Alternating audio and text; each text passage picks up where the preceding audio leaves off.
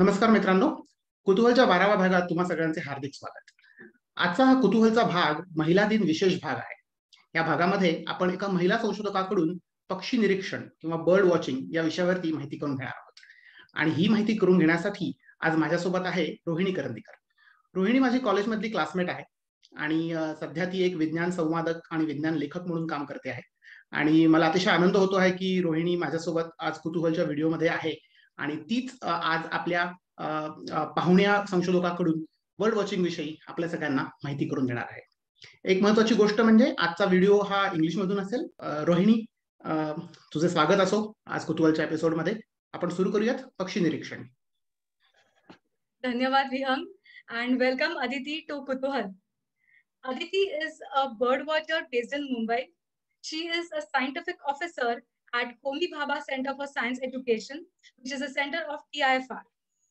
At HBCSE, her work extends to projects in the area of design and technology and environment education. She has written extensively on environmental themes, including pedagogy and sustainability. Being an avid bird watcher, one can find her secretly observing birds, even when she's seemingly deep in conversations. I'm all excited, Adithi, today to hear from you more about bird watching. Starting with our first question, what is bird watching? Can you briefly explain the concept? Bird watching is basically the activity of observing birds keenly in the natural environment. So there is this intentional rigor that goes along with the activity. Just to take an example, I had seen this black kite outside my office window once. Marathi madhe ghar म्हणतात. And it was feeding on something, and I was curious because we talk about kites being scavengers. They can eat a lot of things and they can hunt. So I saw it actually having a fish in its legs. And soon enough, after a couple of days and after a couple of weeks, I saw the black kite coming back to the same branch. And I saw a whole variety of food that it brought to that branch: rat, frog, a pigeon, an alive pigeon, a chick, a bulbul. So this was quite exciting that over a period of a few weeks, you could just see this bird coming outside your window and you see the kind of variety in diet that the bird has. So bird watching is all about keenly observing these birds in your neighborhood or elsewhere. There is a scientific discipline associated with birds. It's called ornithology, and bird watching is very central to it. So it could be done systematically so that it generates scientific data, or it could also be recreational, as an enthusiast or as a hobby, people could pursue it. It basically serves as a way of understanding our natural world. So friends, bird watching can start right outside your window, right? You don't have to go anywhere necessarily for bird watching. Thanks for that, Adithi. We move on to the next question. So how did you get interested in bird watching? Can you elaborate on your journey in this field? I was born and raised in Mumbai, and it so happens that it is a green pocket in Mumbai. And one always thinks that Mumbai is so polluted and so populated and there's this lack of green spaces. But I was lucky that way, and I always remember that I was inclined to observing nature. And as a kid, I joined nature clubs and I interacted closely with people who had similar interests. So it seemed like a natural trajectory that I took up a zoology in my bachelor's and post-graduation, and specialized in environmental sciences. And education also sort of happened side by side. I had an inclination for that as well. So at this stage, I'm working at this interface of science and environmental society, which I find most interesting. That is so exciting. I would like to take on the next question. So which aspects of bird behavior do you cover while bird watching? This is really interesting, Rohini, because when one says that you are observing birds, typically you get the response that there's nothing much to see, But there is so much richness of things around observing birds. It could start out with something as basic as observing morphology. How big is the bird? Or what color is the plumage? How is the beak shaped? Or it could also be more around the behavior. What is the bird doing? Is it foraging, feeding, preening, courting, dancing, singing, movements, any sort of movement that it might be doing. And there's also this aspect of looking, where is the bird located? What is the habitat? Is it perched on the tree? Is it on the ground? what are its interaction with other species or members of the same species. So there is a lot of things that you can observe around birds, both visually and even through sounds. Friends, let me tell you that observation is the backbone of all major scientific discoveries and inventions, and bird watching is not very far from that. In fact, observation can bring in so many different other different activities in bird watching. Thanks for highlighting those, Aditi. Let us move on to the next question. So, in today's context, how is bird watching relevant? Can you please shed some light on that? Historically, bird watching has always been done. It's either been done because human beings are generally curious, and or it's also been done for, say, utilitarian purposes. We find a lot of inspiration from nature, and there have been a lot of inventions based on what we observe in nature and sometimes in birds. So it's always formed also the basis of natural history studies. But in today's world, one of the important things is that human beings are sort of losing that connection with nature, with more concrete backgrounds. That connection is getting less and less by the day. And as rightly even mentioned by you in the previous part, where you said observation is the backbone of every scientific process. Uh, Having to do bird watching can help develop those skills over time. Keenly observing things, documenting things, reporting things. So this is how science works as well, which is also again very important in today's world. And lastly, there's also this aspect of how there are very major citizen science projects happening all across the world, which require large data sets for having a broader understanding of, say, environmental parameters, migration, climate changes, other different things. So this is also another place where bird watching can contribute significantly, as basically contributing to this large data set. Also, this one point I want to add that conservation and awareness sort of go hand in hand, and engaging in bird watching sort of brings about this awareness about the natural world, and which in turn can help us conserve species much more. So yes, citizen science is something I would like to say that over the time there is plenty of evidence which says that the citizen scientists have contributed in a major way for the development of science, especially in cases like bird watching.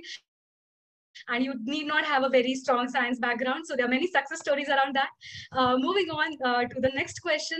If I am a person, Aditi, who wants to start bird watching, then what are the challenges I might face?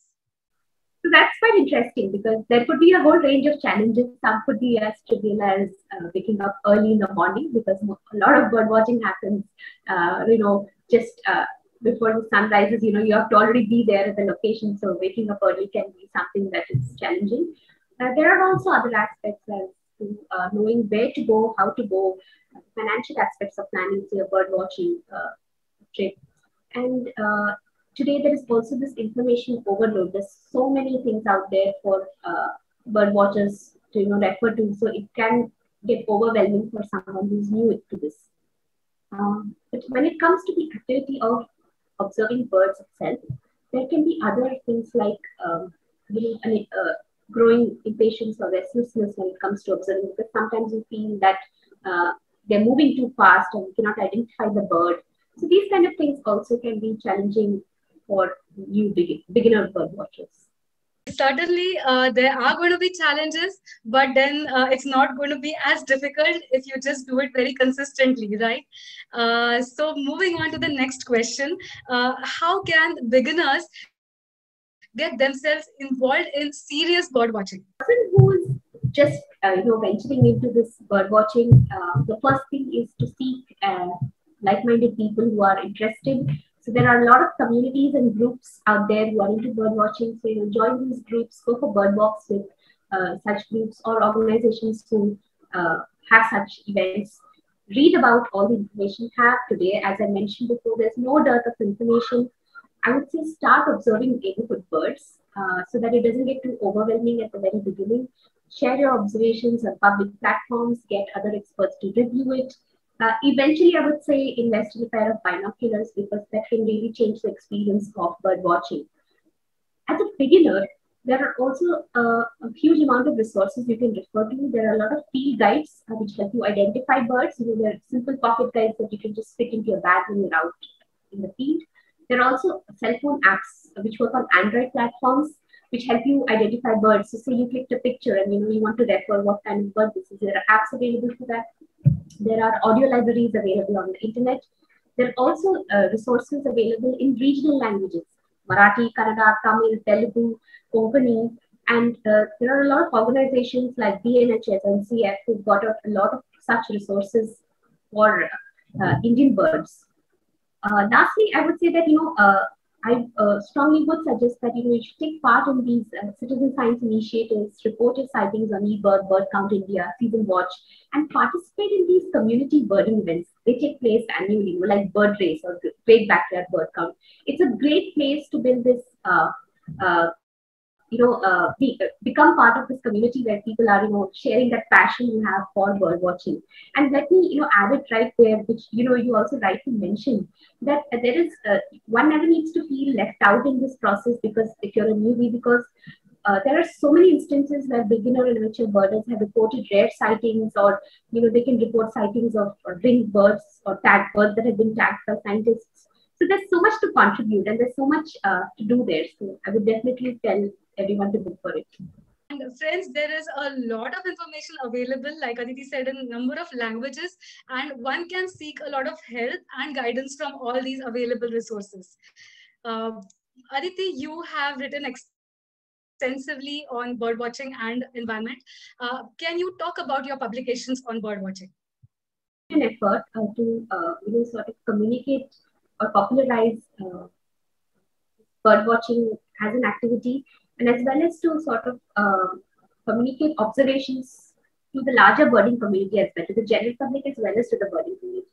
So like I said before, that you never know what you might stumble upon. It might be something really interesting.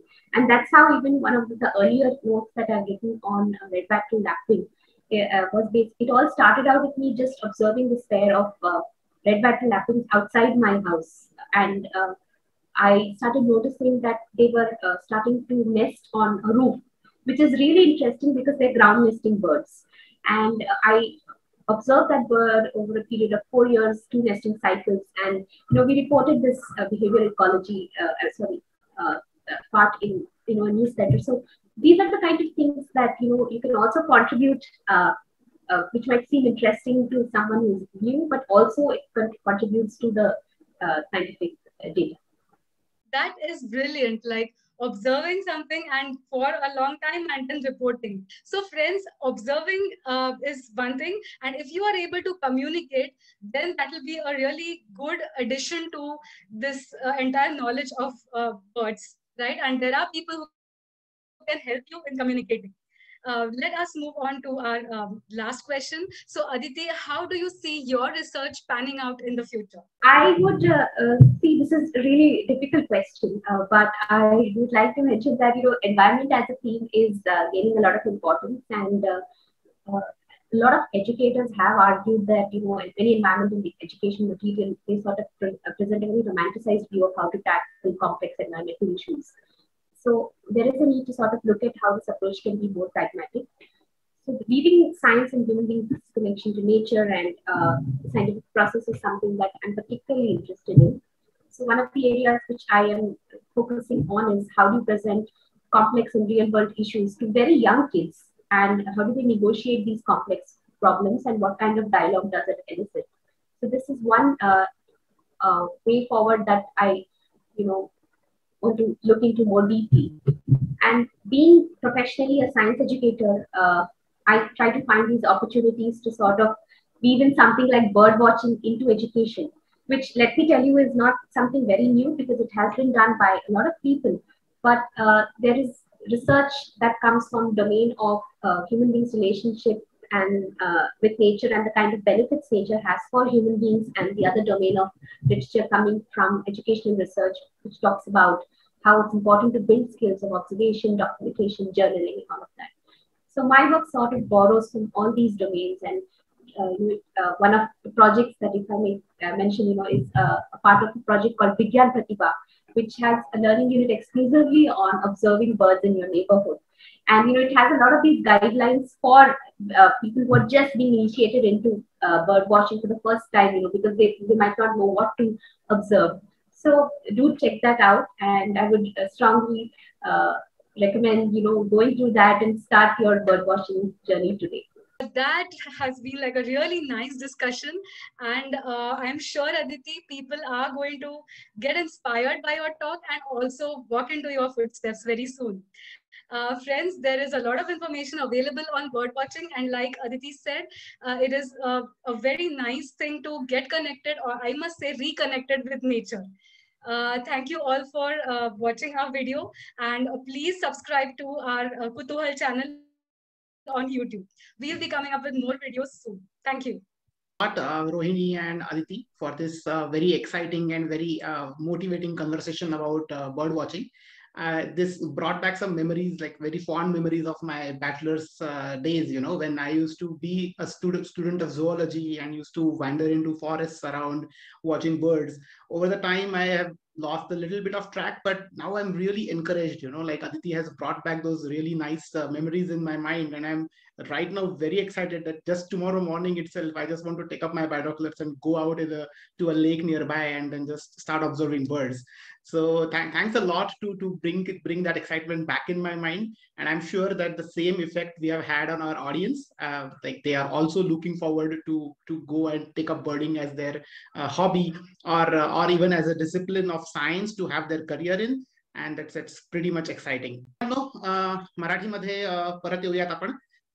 सो आजचा आपला इंग्लिशमध्ये भाग होता. पुढे काही भाग मराठीतून असतील, इंग्लिशमधून असतील. कुतूहलचं जे मुख्य उद्दिष्ट आहे की मराठीतून किंवा सोप्या भाषेतून सगळ्यांना सायंटिफिक कॉन्सेप्ट म्हणजे वैज्ञानिक संकल्पना सांगणे, त्यातल्या वेगवेगळ्या विषयांबद्दल माहिती देणे, हे आपलं उद्दिष्ट कायमच राहणार आहे.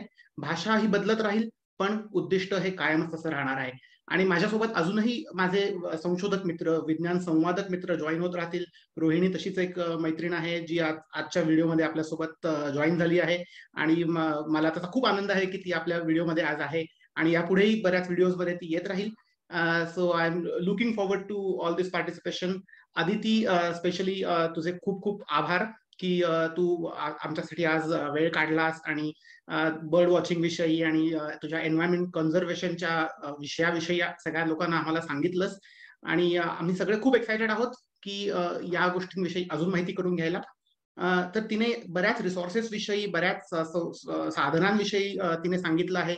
त्या संदर्भातल्या सगळ्या लिंक्स आपण डिस्क्रिप्शन मध्ये दिल्या आहेत, तर तुम्ही सगळ्यांनी त्या लिंक्सवर जरूर क्लिक करा आणि बघा, या संदर्भात अजून माहिती करून घ्या, आणि मुख्य म्हणजे सकाळी उठून पक्षी निरीक्षणाला जा. धन्यवाद.